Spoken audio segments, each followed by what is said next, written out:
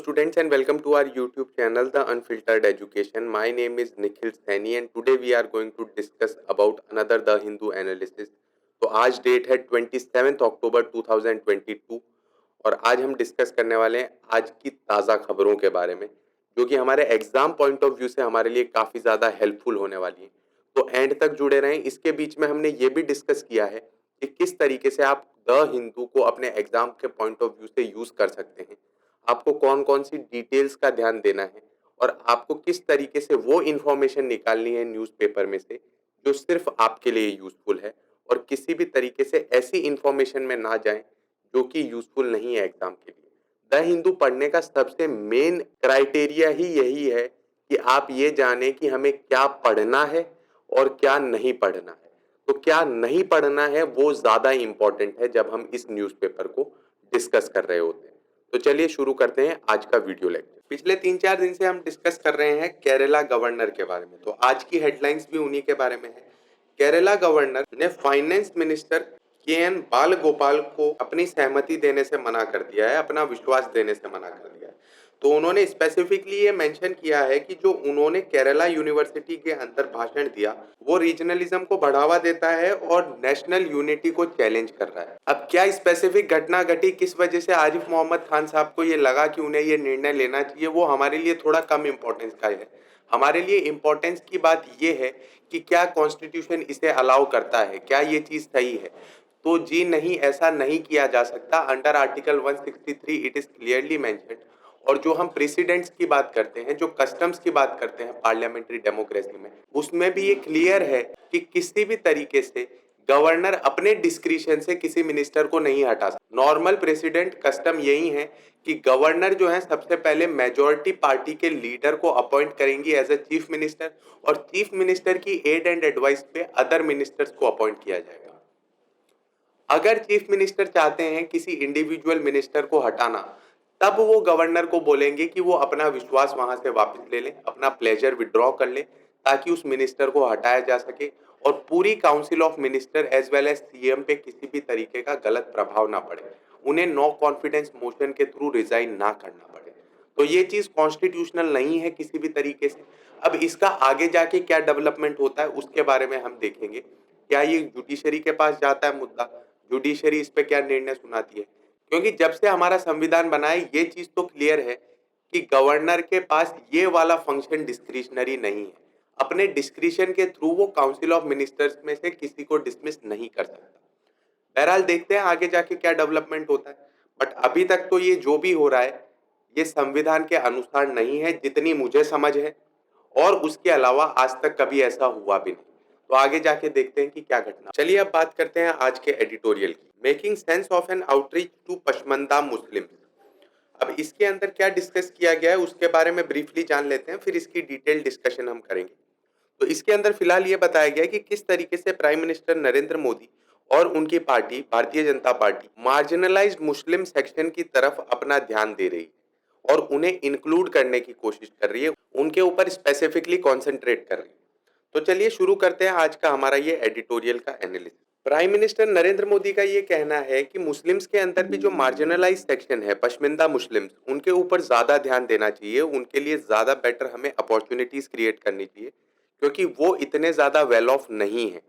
जब हम बात कर रहे हैं, BJP president JP Nadda ji ने भी अपने पार्टी के कार्यकर्ताओं को ये निर्देश दिए कि उन्हें ऐसे प्रोग्राम अरेंज करने चाहिए ताकि वो पशमिंदा मुस्लिम्स को स्नेह और सम्मान दे सके। अब ये अप्रोच जो है, बहुत सारे लोग इसे वोट बैंक पॉलिटिक्स की तरह देख रहे हैं और ये अनुमान लगा रहे हैं कि बीजेपी जो है मुस्लिम सेक्शन को डिवाइड करने की कोशिश कर रही है ताकि वो वोट्स की तरफ अपने आप को बेनिफिट कर सके। बहरहाल इसके पीछे आप कोई भी अनुमान लगा लीजिए, बट एक एनालिसिस तो सामने निकल के आ रहा है कि बीजेपी ने जो अपना आर्क है उसको इंक्रीज किया है और इंडिया की जो लार्जेस्ट माइनॉरिटी है उसको इंक्लूड करना, उसके ऊपर स्पेसिफिकली ध्यान देना शुरू कर दिया है।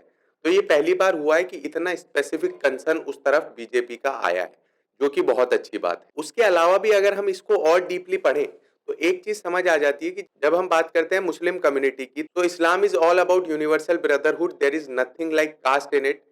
बट जब हम इंडियन सोशो कल्चरल एनवायरनमेंट की बात करते हैं तो हम बहुत बार ये देख पाते हैं कि यहाँ पे स्ट्रेटिफिकेशन है। उस स्ट्रेटिफिकेशन के ऊपर ज्यादा ध्यान नहीं दिया गया आज तक, और इसी चीज पे चर्चा करी गई है by the vice chancellor of Aligarh Muslim University, that is Tariq Mansoor. No doubt Islam is all about universal brotherhood, but जब हम इंडियन सब कॉन्टिनेंट की बात करते हैं, जो कास्ट सिस्टम हिंदुइज्म में है, वो कहीं ना कहीं इससे रिलेट हो जाता है। अब आप इसके कन्वर्जन भी रीजन मान सकते हैं, आप ऐसा भी मान सकते हैं कि जो पुराने समय में हिंदुइज्म में से कन्वर्ट होके जिन्होंने इस्लाम लिया बाय द मीन्स ऑफ कोहर्शन और विलिंगली, कोई भी तरीके से उन्होंने इस्लाम कबूल किया, बट वो अपने कल्चरल टाइज को भूल नहीं पाए, अपनी कास्ट आइडेंटिटी को प्रॉपरली भूल नहीं पाए, और इसकी वजह से हम देख पा रहे हैं कि कहीं ना कहीं वो चीज यहाँ पे भी हमें देखने मिल जाती है, भले इंस्टीट्यूशनलाइज फॉर्म में नहीं, बट प्रैक्टिकल लाइफ में वो चीज देखने के लिए मिलती है। और जब हम बात करते हैं मुस्लिम कम्युनिटी की, तो वहां पे हम स्पेसिफिकली कास्ट नहीं बोल सकते, बट हम क्लास देख पाते हैं, और उन क्लास का स्ट्रेटिफिकेशन यहाँ पे दिया गया है। सबसे पहले बताया गया है अशरफ क्लास, जो कि है इलाइट क्लास। सेकेंड क्लास बताई गई है Ajlaf class, that is backward class. Third Arzal, that is most backward class. अब यहाँ पे ये बताया गया है कि अशरफ जो है वो कम्युनिटी के 15 से 20%, दैट इज इनकी इतनी पॉपुलेशन है। जबकि हम पशमंदा की बात करते हैं, तो पशमंदा का लिटरल मीनिंग है those who were left out और मार्जिनलाइज्ड। इसके अंदर दोनों सेक्शन आ जाते हैं, अजलफ भी आ जाते हैं और अर्जल भी आ जाते हैं। तो इनकी पॉपुलेशन जो है वो रिमेनिंग पॉपुलेशन हो जाती है, दैट इज 80 to 85%। ये काफी ज्यादा मार्जिनलाइज सेक्शन है, और आप इनके ऑक्यूपेशन से भी जान पाएंगे कि ये वेल ऑफ नहीं है। ये काम करते हैं as a barber, weaver, potter, bidi workers. तो हम ये क्लियरली देख पा रहे हैं कि कितने इकोनॉमिकली डिप्राइव्ड है ये सेक्शन। तो हम ये कह सकते हैं कि पशमंदा की जब हम ओवरऑल बात कर रहे हैं पशमंदा कम्युनिटी की, तो वो स्पेसिफिकली बता रही है एक मार्जिनलाइज सेक्शन के बारे में। इससे पहले जितना भी फोकस था वो Muslim community as a whole पे था। जितनी भी पॉलिटिकल पार्टीज थी वो मुस्लिम कम्युनिटी को एज अ होल देख रही थी, उसके अंदर कोई सेक्शंस नहीं देख रही थी, जो कि इंपॉर्टेंट है कि हम उस चीज को देखें, उसे एड्रेस करें। बीजेपी ने यह आउटलुक दिया है। इवन दो अशरफ जो है 15 से 20% है पॉपुलेशन के अंदर, बट मेजॉरिटी जो रिप्रेजेंटेटिव पोस्ट है, मेजॉरिटी पॉलिटिकल पार्टीज में उन्हीं का हक। अब ये किस तरीके के इश्यूज उठाते हैं, तो ये बड़े बड़े इश्यूज उठाते हैं, जैसे कि मुस्लिम पर्सनल लॉ, बाबरी मस्जिद एक्सेट्रा, ये इनके ऊपर चर्चा करते हैं। मैंने पहले भी बताया था Ashraf is about elite class. तो क्या एलाइट क्लास को ब्रेड बटर के बारे में कुछ इतना ज्यादा टेंशन होगा? जी नहीं। उसकी टेंशन किसको होगी? पशमंदा मुस्लिम्स को, और उनकी रिप्रेजेंटेशन है नहीं किसी भी पॉलिटिकल पार्टी में जितनी होनी चाहिए। कोई भी पॉलिटिकल पार्टी चाहेगी कि वो अपना वोट बैंक बड़ा करे, कोई भी पॉलिटिकल पार्टी चाहेगी, and that is natural as well. अगर किसी कम्युनिटी पे स्पेसिफिकली फोकस किया जा रहा है, कोई एक मार्जिनलाइज सेक्शन देखा जा रहा है और उसके लिए काम किया जा रहा है, ये तो नॉर्मल है और डेमोक्रेसी में होना भी चाहिए। बट इसके अलावा भी बहुत सारे फायदे हैं जिस तरीके का ये अप्रोच बीजेपी ने अपनाया है, उसके बारे में एक एक करके चर्चा कर लेते हैं। सबसे पहले मुस्लिम कम्युनिटी में जो अंडर रिप्रेजेंटेटेड हैं उनके बारे में यहाँ पे डिस्कशन किया गया है, उनको सामने लेके आए हैं, उन्हें स्पॉटलाइट मिली है कि इन्हें रिप्रेजेंटेशन नहीं मिल पा रही है। दूसरी चीज, उनके डेवलपमेंट के ऊपर इश्यूज कितने आ रहे हैं उसके बारे में चर्चा की गई है, और उसे रिजॉल्व करने के लिए क्या क्या किया जा सकता है, अब उस पर स्पेसिफिक फोकस होगा। सबसे पहले तो हमारे लिए ये इंपॉर्टेंट हो जाता है कि हम जांचें कि वो सेक्शन कौन सा होना चाहिए जहां पे हमारा पूरा फोकस होना चाहिए। अगर हमारा फोकस क्लियर हो गया, अगर हमारा फोकस लॉक हो गया, तो हम डेवलपमेंट की तरफ आसानी से बढ़ पाए। तीसरा, प्रधानमंत्री नरेंद्र मोदी का जो सपना है, सबका साथ, सबका विकास, सबका विश्वास, सबका प्रयास, इसके ऊपर ये चीज खरी उतरती है। इसके बाद हम कह सकते हैं कि हम इंक्लूसिव डेवलपमेंट की तरफ एक कदम और बढ़ा चुके। Last but not the least, BJP जैसी पॉलिटिकल पार्टी जो 2014 से पावर के अंदर है, जब वो इस तरीके का कदम उठाती है, इस तरीके से जो माइनॉरिटीज हैं उन्हें इंक्लूड करती हैं, उनकी तरफ अपना कंसर्न दिखाती हैं, तो ये डेमोक्रेसी के लिए काफी ज्यादा अच्छा है।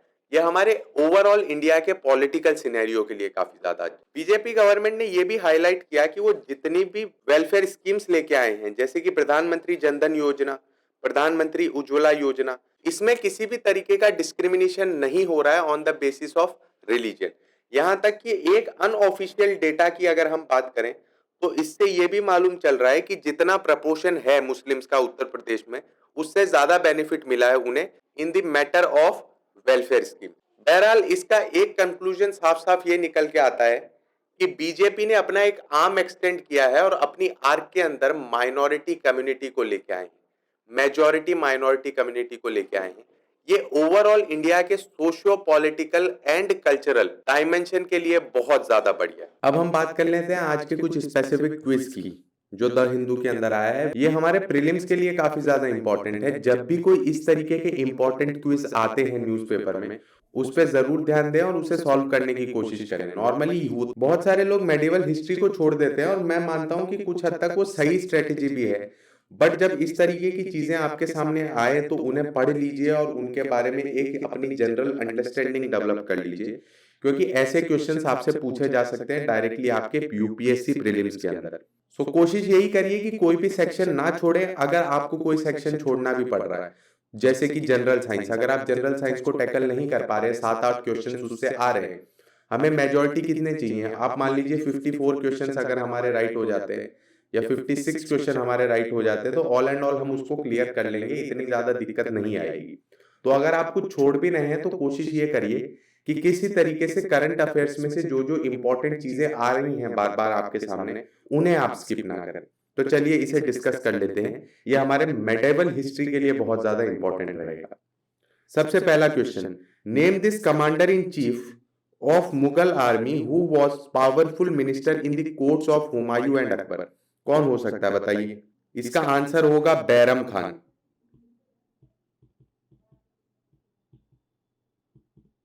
इसका आंसर होगा बैरम खान। चलिए दूसरे क्वेश्चन की तरफ चलते हैं। Identify the religious tax abolished by Akbar in 1579। तो इसका आंसर है जजिया।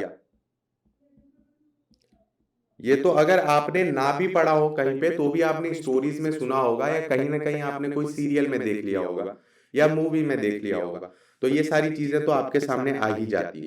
Third question, disillusioned by orthodox Islam and keen to inspire religious unity in his empire, Akbar propounded a new religion named the spiritual program forged by him। अब इसका नाम है दीन इलाही। इसके बारे में थोड़ी सी हम डिस्कशन कर लेते हैं। अकबर जो है काफी ज्यादा इंटरेस्ट रखते थे दूसरे रिलीजन के बारे में जानने में, उनकी क्या फिलॉसफी है उनके बारे में जानने में। तो वो सारी चीजों को डिस्कस करते, अपने एक साथ बैठते, उन सारी चीजों के ऊपर चर्चा करते। तो उन्होंने अपना खुद का एक रिलीजन प्रोपाउंड किया जिसका नाम उन्होंने दिया दीन इलाही। इसके अंदर सारे रिलीजन के जो इंपॉर्टेंट एलिमेंट्स उन्हें लगे, अच्छे एलिमेंट्स जो उन्हें लगे, वो लेके आए। उनका एक एम था कि वो सुलह कुल बनाए, यूनिवर्सल पीस इस्टेब्लिश करें, सब उसके अंदर आराम से रहें, कोई भी तरीके का झगड़ा ना हो, कॉन्फ्लिक्ट ना हो, ये उनका एम था। बहरहाल ये उनका रिलीजन सक्सेसफुल नहीं हुआ जो उन्होंने बनाया। इसको सिर्फ बीरबल ने एक्सेप्ट किया, उसके अलावा किसी और ने एक्सेप्ट नहीं किया, वो भी उनका सम्मान रखते हुए। Next question, this word of Arabic origin means rank और position and lends its name to a system of military administration introduced by Akbar। Identify the system। बहुत इजी है, इसका नाम है मनसबदारी। मनसबदारी सिस्टम। मनसबदारी सिस्टम रैंक डिटरमाइन करता था, जिसका जितना ज्यादा बड़ा मनसब होगा उसकी रैंक उतनी ज्यादा बड़ी होगी। तो ये एक सिस्टम बहुत ही बेहतर तरीके से बनाया था अकबर ने, जिसको आगे जाके इनके जो सक्सेसर्स थे उन्होंने डिसइंटीग्रेट कर दिया, उन्होंने इसे खराब कर दिया। वो रेकलेसली ग्रांट करते गए मनसबदारी, और ये एक बहुत इंपॉर्टेंट रीजन था जिसकी वजह से मुगल एम्पायर डिक्लाइन हुआ, जिसकी वजह से मुगल एम्पायर डिसइंटीग्रेट हुआ। This town in Agra, Uttar Pradesh, was recognised as a UNESCO world heritage site in 1986। Name this town that served as the capital of the Mughal Empire under Akbar from 1571 to 1585। अब इसके अंदर अगर आपको ज्यादा डिटेल भी नहीं मालूम है तो भी आप इतना तो देख ही सकते हैं कि अगर आगरा के अंदर है और उत्तर प्रदेश के अंदर है तो नाम होगा फतेहपुर सीकरी। अगला question, name Akbar's grand vizier who is also author of the historical documentation of Akbar's reign. Akbarnama. Akbarnama किसने लिखा है? ये लिखा है अबुल फजल ने। बहुत ही इंपॉर्टेंट एडवाइजर थे अकबर के, जो उन्हें सलाह देते थे बहुत सारे अलग अलग डिसीजंस लेने में। सो ये बहुत ही एक इंपॉर्टेंट नाम है, इसे याद रखिएगा। Mariam uz Zamani was Akbar's fourth wife but is more commonly known today by a misnomer. Misnomer वो है जोधाबाई। ये आमेर की राजकुमारी थी और ये मरियम उर जमानी थी। तो इन सारी डिटेल्स को आप ध्यान रखें, आपके प्रीलिम्स में क्वेश्चन पूछे जा सकते हैं। और जैसे कि मैंने पहले बताया था कि मेडाइवल हिस्ट्री से ज्यादा क्वेश्चंस नहीं आते, तो बहुत लोग स्किप कर देते हैं। तो ये एक बहुत ही बेटर तरीका है ताकि आप उसे प्रिपेयर कर सकें। अगली news, ISRO to boost NavIC widen user base of location system. अब नैव आईसी क्या है उसके बारे में थोड़ी सी चर्चा कर लेते हैं।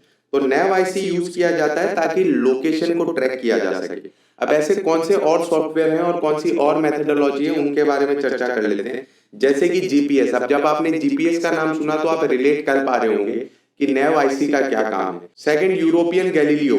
Third, Russian glasnost. ये सारी चीजें यूज की जाती हैं ताकि लोकेशन को ट्रैक किया जा सके। और इंडिया का जो सिस्टम है उसका नाम है navigation with Indian constellation, that is naive IC. और इसे दूसरे नाम से भी जाना जाता है जो है Indian regional navigation satellite system, IRNSS।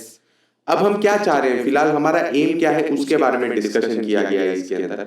India के अंदर ये अवेलेबल है। इंडिया के पास खुद का ग्लोबल पोजिशनिंग सिस्टम है। मतलब ये कह रहा हूं आपको कि इंडिया के पास खुद का जीपीएस है, मतलब इंडिया के पास खुद के पास ऐसी एक टेक्नोलॉजी है जो लोकेशन को ट्रैक कर सकती है। बट इश्यूज क्या आ रहे हैं, तो सबसे पहला इशू ये है कि ये सिर्फ इंडिया और इंडिया के इर्द गिर्द 1500 किलोमीटर तक ही है। ये ग्लोबल नहीं है अपने नेचर में। दूसरी चीज, ये इंडिया के अंदर जो सेलफोन्स हैं उनके साथ कंपेटेबल नहीं है। इंडिया के सेलफोन्स उन सिग्नल्स को प्रोसेस नहीं कर पा रहे, जिसके लिए एक डेडलाइन सेट की गई है इंडियन गवर्नमेंट द्वारा कि जनवरी 2023 तक हर एक मोबाइल मैन्युफैक्चरर को, हर एक फोन मैन्युफैक्चरर को इस चीज का ध्यान देना पड़ेगा कि वो कंपेटेबल हो नैव आईसी से। बट लग नहीं रहा है कि ये जनवरी 2025 से पहले ये प्रोसेस कंप्लीट होगी। दूसरी चीज, L1 बैंड ऐड किया जाएगा नैव आईसी में। ये एक बहुत बड़ा चेंज लेके आएगा। L1 बैंडविड्थ जो है वो जीपीएस का भी पार्ट है, तो अब इसे सिविलियन सेक्टर में यूज करना काफी ज्यादा आसान हो जाएगा। Currently naive IC is only compatible with L5 and S band, जो कि इजीली पेनिट्रेट नहीं किया है अभी तक सिविलियन सेक्टर में, जो कि सिविलियन सेक्टर में इतनी आसानी से अभी फिलहाल यूज नहीं किया जा रहा है। अब आगे हमारे क्या एम्स एंड ऑब्जेक्टिव्स है उसके बारे में भी यहाँ बताया गया है कि 5 सैटेलाइट्स लॉन्च की जाएंगी ताकि नैव आईसी इस कॉन्स्टिलेशन के अंदर जो सैटेलाइट्स काम नहीं कर पा रही हैं उन्हें रिप्लेस किया जा सके। इसरो चेयरमैन S सोमनाथ ने यह भी कहा कि हम इसे ट्रूली ग्लोबल बनाएंगे और उसके लिए हमें और ज्यादा सैटेलाइट्स लॉन्च करनी पड़ेगी आने वाले समय में। So this was all about today's analysis. I hope you like this video lecture. Thank you very much for watching. Please like, share and subscribe और अपने दोस्तों के साथ भी शेयर करें। Thank you very much.